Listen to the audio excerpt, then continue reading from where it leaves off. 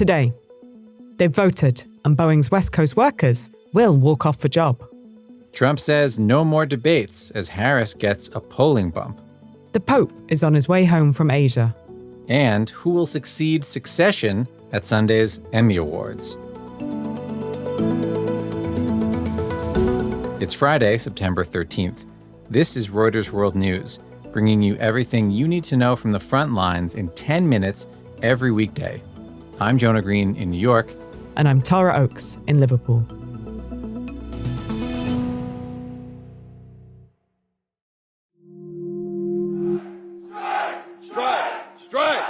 West Coast Boeing workers welcoming the results of a poll where 96% of union members voted in favour of a walkout. The workers' first strike since 2008 will start at midnight Pacific time as Friday begins. It's just weeks after new CEO Kelly Ortberg was brought on to restore faith in the plane maker after a door panel blew off a nearly new 737 MAX jet in mid-air in January. Alison Lampert is covering the story for us. Boeing was definitely hoping to avert this strike. According to some analysts, a strike could cost Boeing an estimated $3 to $3.5 billion in cash flow if it lasted for 50 days, which was approximately the time of the last strike in 2008. And so what are some of the workers' sticking points? So for the workers, the big issue is money. They wanted something closer to the 40% wage hikes that had originally been discussed on the table. They're also concerned about an annual bonus that was removed in this contract. And all this comes as the company is dealing with a number of other serious issues, right? So Boeing is under pressure to grow its plane production, and having the strike is going to make it much, much harder to build planes. It also will have a ripple effect within the aerospace industry, first for airlines who buy Boeing's planes, and also for the entire supply chain that produces parts for Boeing. So this would be the latest blow to Boeing, which has already been wrestling with a quality crisis. Boeing is under pressure from both regulators and from customers to improve the quality of its planes. They're also under financial pressure as they're burning billions of dollars in cash. What's been the mood among workers?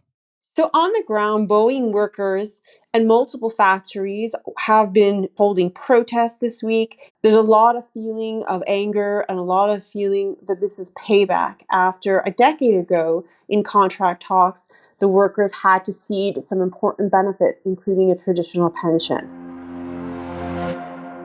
There will be no third debate, so says former President Donald Trump, who posted on his social media platform that Tuesday's face-off with Kamala Harris would be their last. The vice president gave a combative performance and often had Trump on the defensive, and the latest Reuters Ipsos poll finds Harris leading Trump 47 to 42. We won the debate according to every poll, every single poll, I think. And while Trump himself praised his performance, some Republican officials, donors, and advisors say the Republican presidential hopeful botched it by veering off message. Several brought up with dismay Trump's amplification of a false claim that Haitian immigrants in Springfield, Ohio, were eating residents' pets. At a rally in North Carolina, Harris mocked Trump's performance. It was the same old show. Same old tired playbook we've heard for years, with no plan for how he would address the needs of the American people.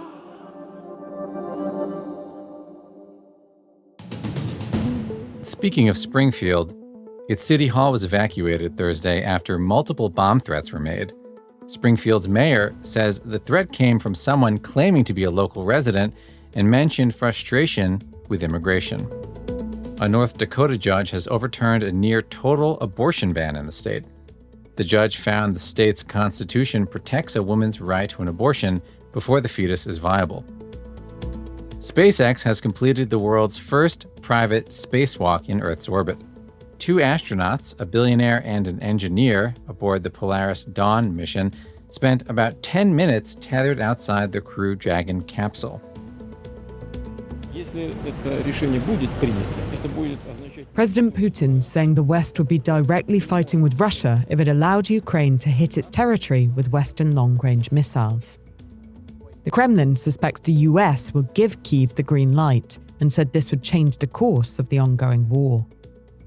In another move, Russia's FSB has expelled 6 British diplomats, accusing them of spying and sabotage work. North Korea has shown the first photos of a banned uranium enrichment facility. The images show leader Kim Jong-un touring the site, as well as the centrifuges that produce fuel for its nuclear bombs. The North Korean leader has also called for more weapons-grade material to boost the country's arsenal.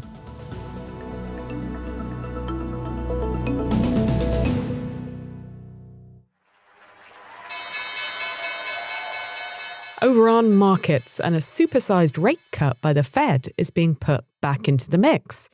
Carmel Crimmins is here with more. Carmel, I thought expectations for a quarter-point cut were locked down. What happened? Yeah, so the odds of a 50 basis point rate cut next week have climbed back to nearly a coin toss. What happened is we had separate reports in the Financial Times and the Wall Street Journal saying that the September 18 decision is a close call. And then we had former New York Fed President Bill Dudley say that there was a strong case for a 50 basis point reduction. So that has traders recalibrating their expectations, and now we have the dollar down to its lowest level all year. So next Wednesday is going to be a cliffhanger. It really is. And if economics is your thing, and even if it isn't, maybe you check out this week's episode of my podcast, Reuters Econ World. We're looking at falling fertility levels and what it means for the global economy. You can catch it on the Reuters app, Reuters.com, or wherever you listen to your podcasts. Pope Francis is on a flight back to Rome after an ambitious 12-day trip to Indonesia, Papua New Guinea, East Timor and Singapore. Joshua McElwee has been in Asia with the Pope and is here to break it down for us. Joshua, has the trip been a success? I think if you're looking at the trip for Pope Francis, who's 87 years old and has been dealing with some serious health issues over the past few years, he's traveled to 4 different countries across Southeast Asia and Oceania over 12 days. It's been a really grueling schedule. He spoke about pretty serious issues in each country and addressed serious topics such as climate change, treatment of migrant workers, and even flew medical aid into a remote area in Papua New Guinea on the edge of the jungle there. So I think, yes, he's certainly achieved what he set out to do. And what does this trip tell us about the Catholic Church's pivot to Asia? Could the next Pope come from an Asian country? Yeah, I think that's possible. One of the cardinals who is traveling with Pope Francis is the former Archbishop of Manila, Cardinal Luis Tagle, who is often mentioned as a possible Pope candidate. Broadly speaking, I think it's fair to say that Vatican officials see Asia as a place of possible growth for the Catholic Church. And this tilt to Asia, is there an underlying China message? Yes, the Vatican has been trying to kind of create a rapprochement with Beijing in recent years. They signed an agreement with Beijing a couple of years ago over appointment of bishops in China. Historically, the church in China has been split between a church that's loyal to Beijing and a church that's loyal to the Pope. That's very overgeneralizing. But the agreement made concessions to the church and to Beijing both ways. The Vatican is looking to renew this agreement. Sunday is the 76th Emmy Awards, so we called up our entertainment reporter, Lisa Richwine, to find out which show is expected to dominate the night. Well, there's going to be a new winner of Best Drama. Succession had won the past 3 seasons, but it is over and not in the running.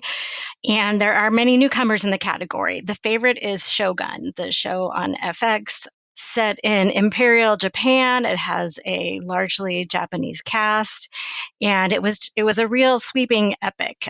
It was a very expensive show to make. And what about The Bear? The Bear won Best Comedy in January for its first season, and it looks likely to win for its second season. There is a thought that perhaps it could be beaten by Hacks, which had an excellent third season. It was widely viewed as the best season that Hacks has done, and Hacks and The Bear have never competed against each other, so it'll be the first time they are head-to-head. So I would watch that race, but the awards watchers I've talked to still give the edge to The Bear.